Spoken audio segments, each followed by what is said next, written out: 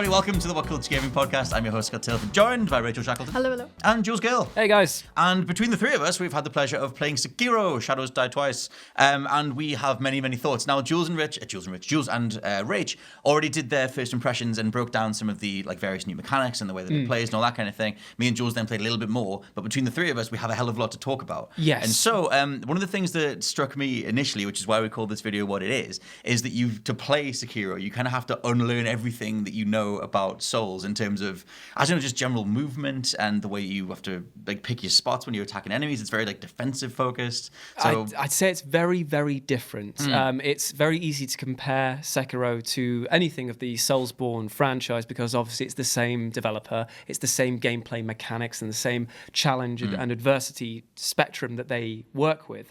However, in terms of how it approaches it with the verticality, the mobility, and even the way that you act in battle, it is entirely its own game. And yes. I, for one, love it. And I just want to say before we start, massive thank you to two special people.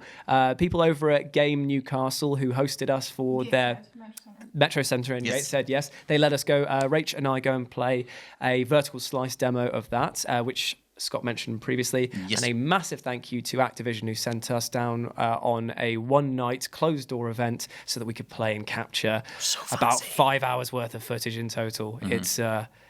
It was exhausting. It was a thing. So that was the thing. That was what made me kind of come to this thought process was because when you start playing Sekiro, it's relentless. And I think me and Rich kind of started to get down a similar sort of mentality in as much as there's a lot of focus on this. You have a one button parry system, which Souls has always had parrying. But now you want to have this universal parry button. So in the middle of any animation, you can always deflect and you're trying to break an opponent's poise or break an opponent's guard. Yeah. So if you keep attacking, you can break them, you can weaken them and then finish them off in one go. And they can do that to you minus the one attack thing. But there's a lot of emphasis or a lot of impetus put on defensive play. What did you think of that in general? Actually, I loved it.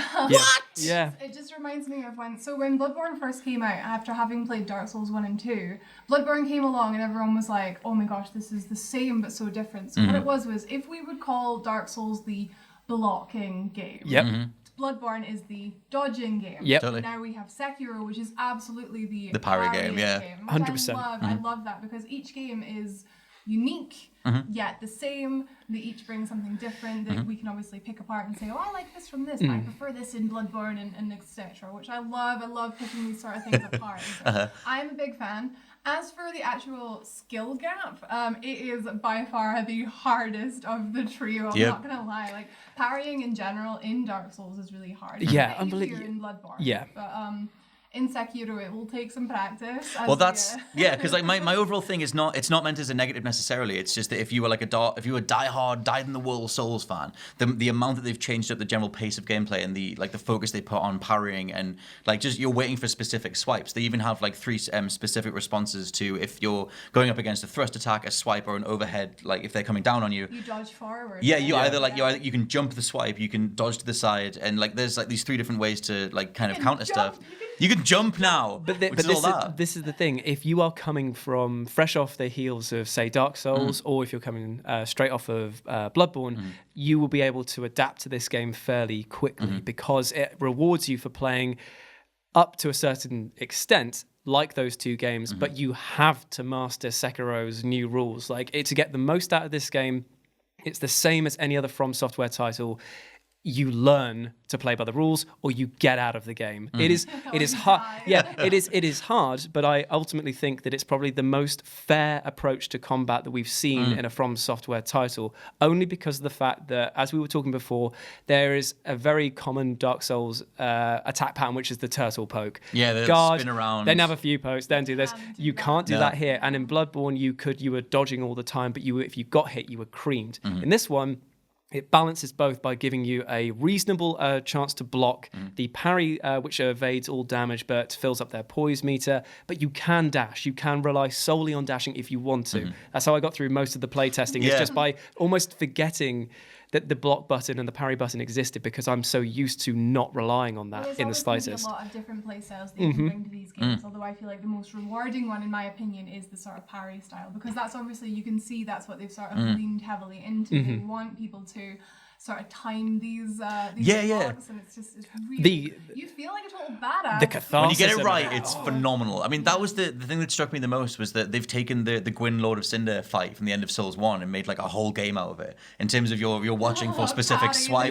Yeah, literally like parry the game. And you don't have to, there is like, there's a big reason to parry. You can instantly kill dudes if you get it right. And there's all that kind of thing. And that feeds into the way that you let bosses have multiple health bars, but if you correctly parry at the right time, you'll defeat them a lot faster. There's a lot of that stuff in there. But yeah, you have like a jump button and then a grappling hook. And you can revive twice as well. So that kind of, all that stuff changes the flow of everything. Well, Scott. Go on. Or is it more than twice? Because when we were down there, we've been studying a few of the game mechanics, which we'll be putting into a list of the 10 secrets that the game doesn't really tell you about that you need to master. I'll have a tips and tricks ready for everybody on launch day. And there was a few. Right? Well, there was a few times where we died and were able to resurrect more than once. So that was interesting. So I think it's based on how aggressive you are. So again, like Bloodborne, it'll reward you for being aggressive. So yeah, the more people that you kill or whatever, it fills up like a little icon in the corner. You can't do it too many times in a row, but you can't do it within close proximity of one another, but you can eventually get it back. The entire philosophy behind sort of like shinobi and samurai fighting is to wait for your moment of opportunity and strike with the most accurate, most powerful shot you can. And I feel like they have really nailed that in this game because it's a game that forces you to react, to be constantly doing something. In Dark Souls, I would often feel that I would stand there, wait for them to open up, and then I'd attack. Whereas in this one, if the enemy's walking around and they're just sort of like using their sword and you're thinking, okay, when are they going to attack? Make your own opportunity. Yeah. So if you hold down the regular attack button, you'll do a charge strike and it will break them open, ready to keep attacking. And it's about constantly moving forward and with aggression, but calculated aggression. Bloodborne is about going crazy. This is about calculated aggression, in my mind, at least. Another thing that's alongside all this is the stealth mechanics, because for the first time they're just doing like old school Tenchu style stealth, which means that you can hug walls, you can hang on ledges, you can get vantage points, and you can do aerial drop kills and hand kills and wall kills, and all of them again will take a pip off bosses or like named characters have multiple health bars. You can get rid of a whole bar of health by just doing a stealth kill. Even that shakes up the core foundations in a really cool way. I love that. Yeah, because it means that you're preparing for specific encounters by you see a group of enemies like we always did in the other games, but you go, okay, I'm going to climb way up here and I'm going to like jump over, take out the guy at the back that's going to, I don't know, like call more reinforcements in and then fight everybody else. The only thing that I kind of, for me, I mean, it might be because we played in such a concentrated amount of time in such like a focused window, but I did think that like because of the way that you can counter kill everybody, it made me go, okay, most of these fights feel quite similar. Like I'm blocking, I'm killing, I'm blocking, I'm killing. I would disagree only because of the fact Would you though? I would disagree because of the fact that there are many examples where you could use other elements to change how you fight. For example, the chained ogre.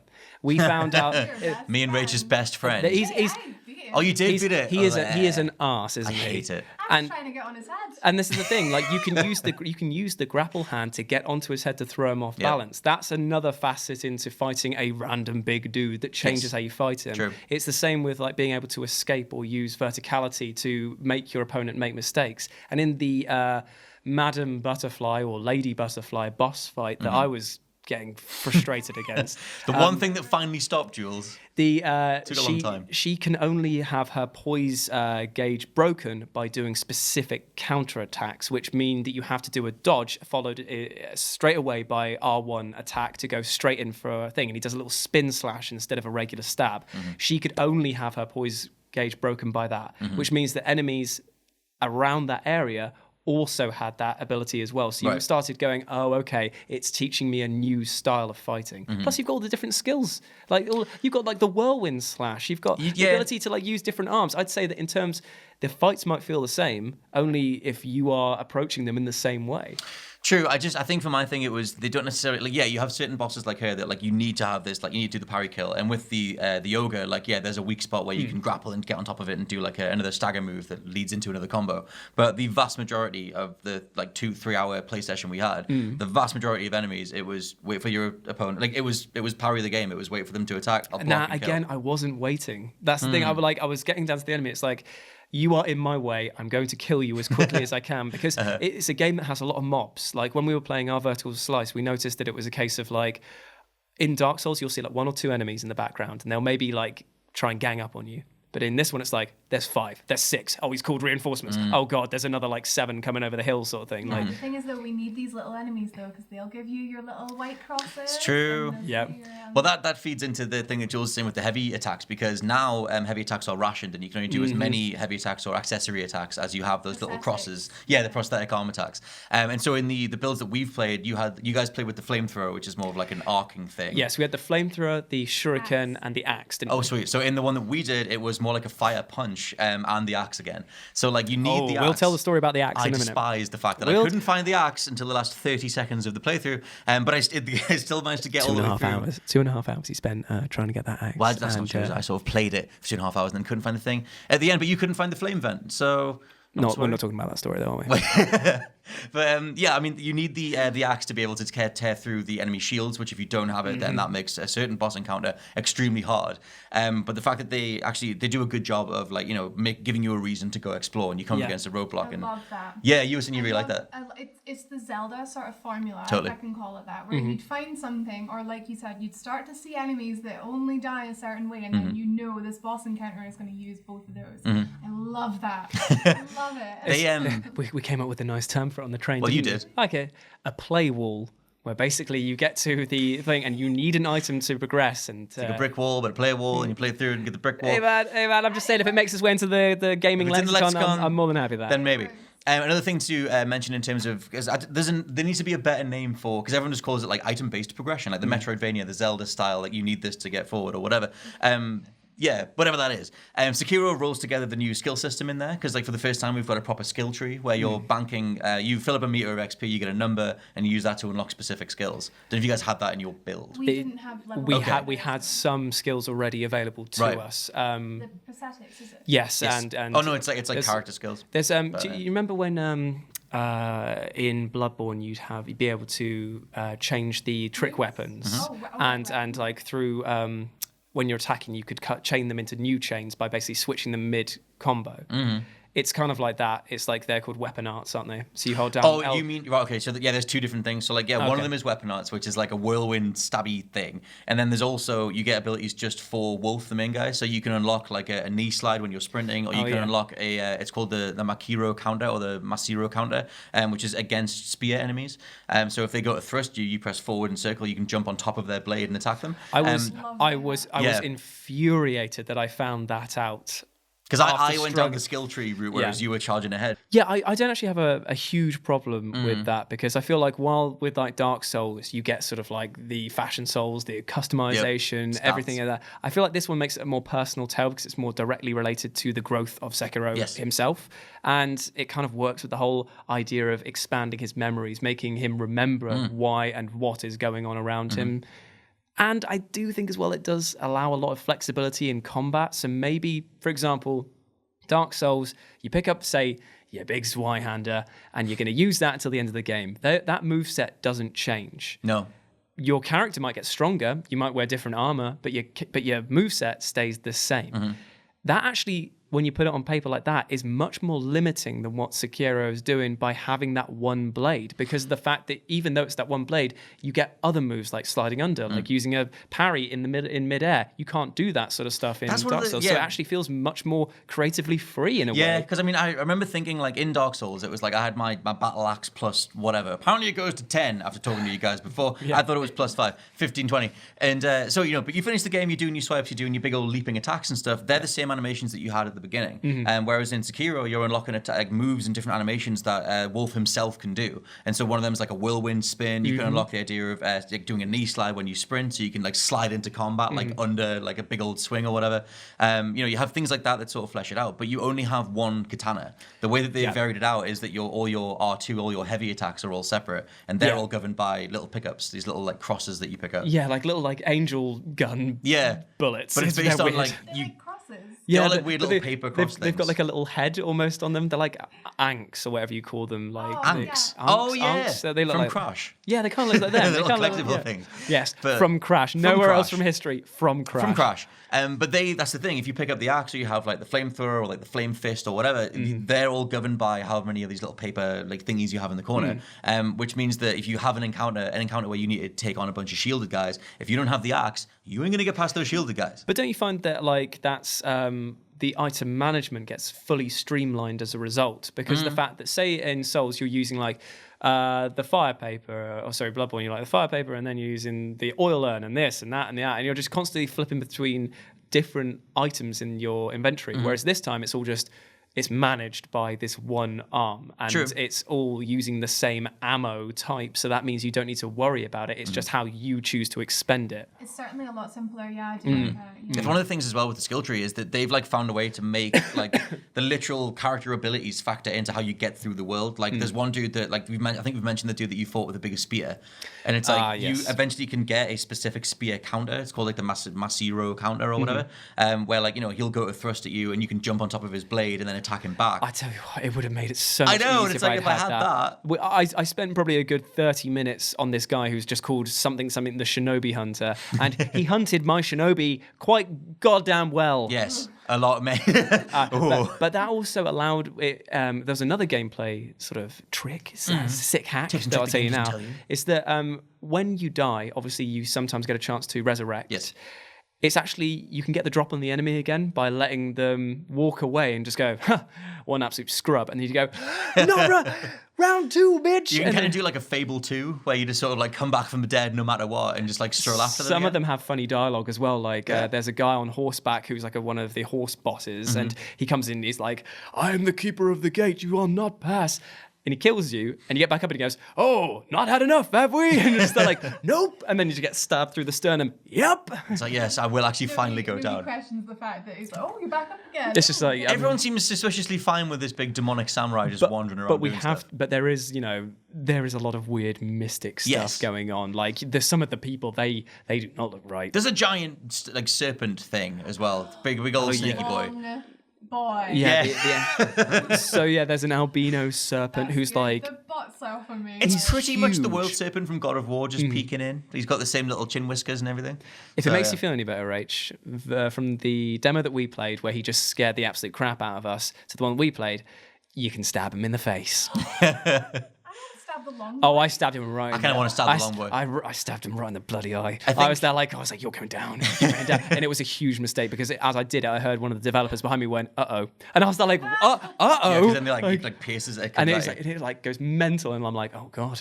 It was good. It was a good time. I think for the sake of finishing off the item-based progression thing, the thing that I loved was that like if we knew, or anybody knew about the spear thing, that would have helped you get through that particular area to get to beat that guy, to get the key that then lets you open a temple on the other side of the map to get further into the main story. I love that. Yeah. So it's like Zelda-y, Metroid-y style stuff. I love learning through making mistakes as well. I'm just going to slot that in there. So like, whereas someone might die and go like, oh, they didn't tell me there was a thing, I'd be like, oh, now I know that I need a thing. Do you know what I mean? I just feel like this is a strength that this game is going to have that a lot of people, not to sound elitist, right? But a lot of people are not going to get. People are going to go in it and be like, oh, I can't. Well, to be fair, to actually like. Not naming names, but we did have a dude rage quit out of our session because he wasn't loving it. He was just like, it's too hard and I'm not having fun and whatever. And so there is things like that. I mean, I totally missed the axe, getting the axe for the shield guys for about 2.5 hours. It was only the last 5 minutes where I found it, and then I was out of time. But retrospectively, watching the footage back, I did talk to a dude that was dying who said like, hey, there's an axe in the temple, don't let them take it. And I was like, which temple? It's a whole village. But like, if I'd taken that in and I'd made a point of finding the temple, and plus if you can eavesdrop, you press down on the D-pad, you can eavesdrop on conversations. Oh, you have like shinobi senses or something. Yeah, you got your sense going on. And there's two dudes ransacking a temple, and they say temple, therefore that building is a temple. Turns out that's where the axe was all along. So that's where you keep your axes, isn't it? In a temple. Yeah. That's where I would keep mine. You also keep your flame vents, your flame fists in a bonfire. So if you want one of them, to be fair, check the bonfire. I didn't find the bonfire. No, so. Jules didn't get the flame thing, and I didn't get the axe. The Souls veteran in you didn't automatically gravitate to the bonfire. To the fire. That's a really good point, to be honest. To be honest, I was too busy just slaying and just like. God. Throwing your big sword around. Yeah, I was flopping it left, right, and centre. See, I was having a great time because I managed to inadvertently beat two of the harder challenges in the playtesting experience. Oh, I got all the way to the end. But not in the way that I was meant to. I did not play smart. I played hard, and that was actually something that I would totally recommend that anyone do who's thinking about picking this up, is really take the time to learn your environments and look around you, because the amount of extra effort that I had to go through just to get through a very simple boss fight if I had the flame hand, for example, the giant golem is afraid of fire. So if I torched him, I would have been able to get a few extra hits in. It would have made the fight Which a I lot did easier. do, and then still got killed by him. But in the end, I just was like, hit and dodge, hit Yeah. and dodge, hit and dodge. And I I was want to like, quickly mention as well that we do have the footage of this. I don't know if we'll put it in this video, but we do have the footage of certain hitboxy type madness that just took the wind right out of my sails. Yeah. In terms of like fighting the ogre, where it was just like he's doing these big grabs, he's doing these big leaping attacks and stuff, dodged out the way, and it just glitched, put me back to where I was potentially going to get grabbed. And that was like, I'm not going to go on too much about it, but that was one of the things where like we've all had those experiences in Souls games. It was just a demo you played. Yes, yeah, totally. And like I hope that they iron it out. I hope this is a few month old build and they tighten up the hitboxes more. They did state actually that it wasn't the final build of the game. And I feel like it is so 99% polished and there. Yes. But I have to admit that is a good example of a bad mistake being put into video game. And the video game design, it's about making the player feel that a death is not a cheat. It has to be fair, yeah. The game. Yes, Yeah, but that's when right. you've got like evidence of them like spin locking and then just grabbing you regardless because you failed the button timing prompt, that literally like it then suggests that evade that you've got isn't actually an evade. yeah. And I mean, obviously, the whole thing of like Dark Souls is tough but fair, or Bloodborne is tough but fair. Like, obviously, there's always going to be examples of like outliers where you can go, oh, okay, well, this thing just bugged out or whatever. And then so like, I really hope that they do tighten it up. Like something like Devil May Cry 5 has like immaculate like frame detection or hitbox detection, and that stuff's great. And I think if you're going to have a game that is so relentlessly exhausting like Sekiro, it needs to be like immaculate. Yeah. And so like, I hope it gets polished off for the release. Something else to bring in is that they have ditched all the like communal side of Souls. Like, there's no more jolly cooperation. You are doing it yourself. Well, we had a a small bit of jolly cooperation from a very handsome and quite There was dead NPC that tried to help us out He against. was dead after we tried making friends with him. Yeah. Annoyingly, I kept him alive until the final bit, and this big fat guy, he is actually just called Fat Drunk Josuo. He's called Juzuo or something. Juzuo the Drunkard. It's or just something you like that. if you were like a feudal lord Whoa! in the past. Ouch! It's Ouch! Juzuo? Yeah, okay, Juzuo. Yeah. Try, Well, what, as if you're not him? how dare you? I know. How very dare you? He had more feel hair bad, than I but do I don't. for a start. And anyway, he killed my NPC friend Tim. Let's just call him Tim. And I was annoyed because being a FromSoftware game, I know that something would have happened if I'd kept him alive. He would have been like, "Oh, cheers, mate. Here's like 50 gold." Here's a that new was, prosthetic. Like, the equivalent of the Onion Knight, and you just got him. I know. That's what I know. totally thought Yep. of. Big J. You know when you run into battle in Dark Souls 3 with Sigmire, and everyone remembers that moment. Like all those times you get a specific AI summonable, like in the first Souls when you fight alongside Solaire against the gargoyles, and it's like this great story-ish moment. Solaire against Gwyn at the final. Whew, that's you some can heartfelt summon stuff. That is. And I think they know that those are some of the moments that people are going to remember, and they gave us like, you have that when you go up against this guy. If you like take people out well enough and don't let him take too much damage, then you and him can fight the boss together.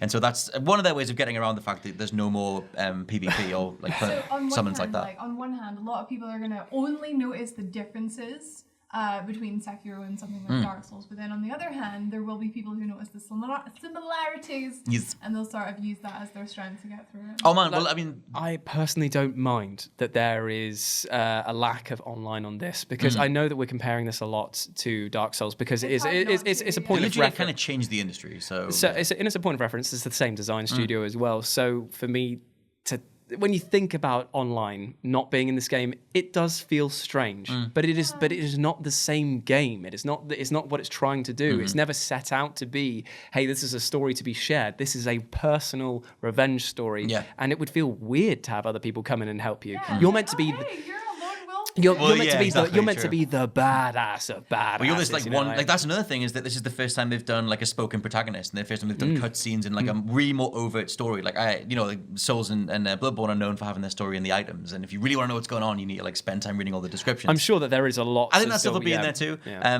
But you have specific characters, and you have this whole thing with like Wolf is like this disgraced samurai. Can't remember the event that put him in the ground in the first place, but then he's coming back and trying to figure everything out. And so even that is like way more of a drive, like a plot drive. But I mean, I like how much it's not another Souls and it's not another Bloodborne. Yeah. I think they've made like a very confident, very clear like disconnect from those old systems, and stuff like being able to resurrect, or like just the way that you level up, the streamlining of the different statistics and all that kind of thing.